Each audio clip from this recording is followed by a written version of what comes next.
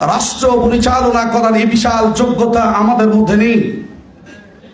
বাংলাদেশ জামাত ইসলামীর মাঝে আমরা দেখতে পাই রাষ্ট্র পরিচালনা করার বিশাল ক্ষমতা। সম্মানিত বন্ধুগণ, আজকে আমরা যাকে কওমি জননী বানিয়েছিলাম, মা তার ছেলেগুলিকে রেখে পালিয়ে গেছে শ্বশুর বাড়ি।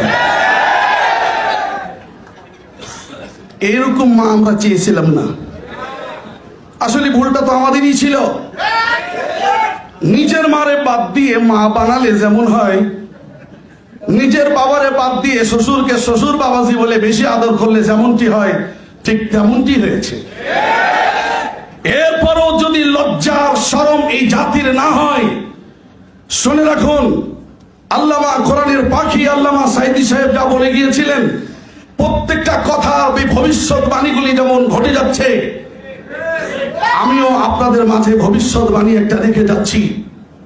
আজ যদি আমরা সকল প্রকারের ভেদাভেদ ভুলে গিয়ে এক প্ল্যাটফর্মে দাঁড়িয়ে আমরা যেহেতু স্বীকার করছি বাংলাদেশ জামাত ইসলামী তাদেরকে রাষ্ট্র পরিচালনা করার বিশাল ক্ষমতার যোগ্যতা তাদের মাঝে রয়েছে, সকল সেক্টরে তাদেরকে আমরা দেখতে পাই। কাজী তাদের থেকে আকীদা খারাপ, উমুক খারাপ, এইগুলা অহিতুক কথাবার্তা না বলে আসুন তাদের কাছে জুড়ে গিয়ে অন্তত তাদের হাতকে মজবুত করে ওই পালিয়ে যাওয়া মা যেন আবারও ঠুস করে ঢুকে না পড়ে বাংলার মাটিতে, এই পথকে বন্ধ করার পরিকল্পনা মজবুত করুন। সম্মানিত বন্ধুগণ, রাসূল করিম সাল্লাল্লাহু আলাইহি ওয়াসাল্লামকে আমাদের প্রিয় নেতা পেয়েছি, এর চাইতে বড় নিয়ামত আর কি হতে পারে? তিরমিজি শরীফের একটি হাদিস আমি আপনাদেরকে শোনাই। হযরত রাসূল করিম সাল্লাল্লাহু আলাইহি ওয়াসাল্লাম তিনি সাহাবা ইকরামের কাছে পৌঁছলেন। সাহাবা ইকরাম সকলে মিলে একত্রে আলোচনার মাঝে একজন বলে বসলো যে আমরা ইব্রাহিমকে দেখতে পাই, তিনি খলিলুল্লাহ।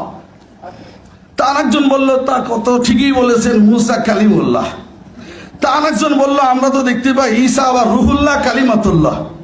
আরেকজন বললেন আদম শফিউল্লাহ। এক একজন এক এক নবীর সুন্দর প্রশংসার বাণীগুলি ছুড়ে দিলেন। বিশ্ব নবী মুহাম্মদ আরবি ধমক দিলেন না, বৈষম্যহীন ভাবে, বৈষম্য দুর্বৃত্তকরণে বিশ্ব নবীর যে কি সুন্দর আচরণ ছিল, তিনি সেখানে গিয়ে আলোচনায় অংশগ্রহণ করলেন। সমস্ত কিছু শোনার পর বলেন, সাহাবীরা তোমরা তো সকলেই বলেছ, আমি একটু কিছু বলি, তোমরা শোনো। আমি হইলাম আনা হাবিবুল্লাহ লা ফখরা আলাই, আমি হইলাম আল্লাহ পাকের বন্ধু হাবিব, লা ফখরা আলাই, এটা নিয়ে আমি ফখর করি না। মুহতারাম বন্ধুগণ, খলিলুল্লাহ, কালিমুল্লাহ, ঈসা রুহুল্লাহ, শফিউল্লাহ, সমস্ত কিছু হাবিবুল্লাহর মধ্যে ঢুকে আছে। সুবহানাল্লাহ। আল্লাহর হাবিব বিশ্বনবী মুহাম্মদ সাল্লাল্লাহু আলাইহি ওয়াসাল্লাম বলছেন, আমি কি তোমাদেরকে আরো বলবো না, আমি হইলাম আনা হামিলু লিওয়াইল হামদ ইয়াউমিল কিয়ামাহ লা ফখরা আলাই, ময়দানে মাহশারে হামদ সানার ঝান্ডাকে আমি একমাত্র উড্ডয়ন করব, আর এই প্রশংসার কালিমার পতাকার নিচে আল্লাহ সুবহানাহু ওয়া তাআলা আদম থেকে ঈসা পর্যন্ত সমস্ত নবীকে হুকুম দিবেন, তোমরা আশ্রয় নাও, তারা সেখানে আশ্রয় নেবে আমার পতাকা ছায়াতলে। আমি আপনাদেরকে আহ্বান করব, আসুন বাংলাদেশ জামাত ইসলামী পতাকার নিচে আমরা ছায়া গ্রহণ করি।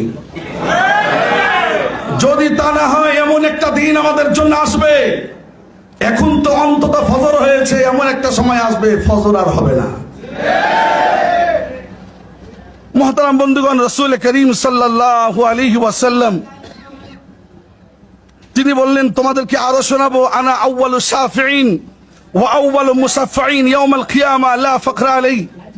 হুজুর সাল্লাল্লাহু আলাইহি ওয়াসাল্লাম বলছেন, ময়দানে মাহশারে আমি কেবলমাত্র সবার অগ্রভাগে সুপারিশ করার সুযোগ পাবো, আর আমার সুপারিশ গ্রহণ করা হবে, লা ফখরা আলাই, এই জন্য আমি অহংকার করি না। হুজুর সাল্লাল্লাহু আলাইহি ওয়াসাল্লাম আরো বললেন, আনা আউয়ালু মান ইয়াহরিকু হালিকাল জান্নাহ ওয়া মাই ফুকারাউল মুমিনিন লা ফখরা আলাই। আল্লাহ পাক আমাকে এমন সুযোগ দিবেন, জান্নাতের কড়ায় আমি সর্বপ্রথম দরজায় ধাক্কা দেব, দরজা খুলে দেওয়া হবে, আমাকে ভিতরে গ্রহণ করা হবে, আর আমার সাথী হিসাবে আমার উম্মতের মুমিনিন যারা, এরা আমার সাথী হবে। সুবহানাল্লাহ। ফুকারা ওয়াল মুমিনিন, মুমিনদের মধ্যে যারা দরিদ্র অসহায় এরাই হবে আমার সাথী। সুবহানাল্লাহ। তাই তো যুবক ভাইরা এটাই বলতে হয়, জান ভি मैं दे दूं खुदा की कसम, अगर कोई मांगे मुस्तफा के लिए, জীবন যদি দিতে হয় ওই বিশ্ব নবীর শানে দাও যে বিশ্ব নবী মুহাম্মদ আরবি সকলের জন্য উৎসর্গ করেছিল তার জীবন।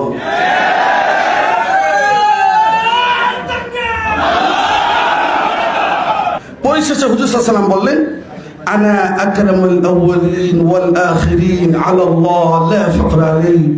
সাহাবীরা তোমরা কি জানো পৃথিবীর শুরু লগ্ন আর শেষ পর্যন্ত যত মানুষ এসে গেছে, যত মানুষ আসবে, সকলের মাঝে মহান আল্লাহ সুবহানাহু ওয়া তাআলার কাছে সবচেয়ে মর্যাদার মানুষ, সবচেয়ে দামি মানুষ হলাম আমি বিশ্ব নবী মুহাম্মদ আরবি লা ফাকরা আলাইহি।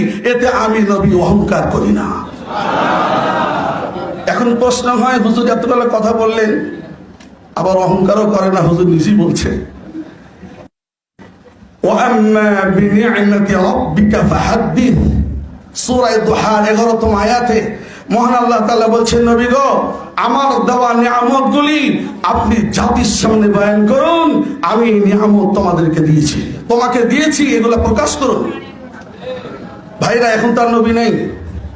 15-16টি বছরের অমাবস্যার রাতের কষ্টে যাদের মনে রয়েছে, বাড়ির ভিতরে স্বামী স্ত্রী ঘুমিয়ে আছে, কোন সময় কোন বাহিনী এসে নিয়ে চলে যাচ্ছে, আয়না ঘরের নামে যে বাইনা আমাদের সাথে দেওয়া হয়েছে, এই সমাজ আর দেখতে চায় না, এইরকম রাত আর দেখতে চায় না। যদি আমরা হুঁশিয়ার না হয়ে যাই, সামনে এমন একটা সময় আসবে আয়না ঘর আর খুঁজে পাবো না, ঘর থাকবে দরজা থাকবে না।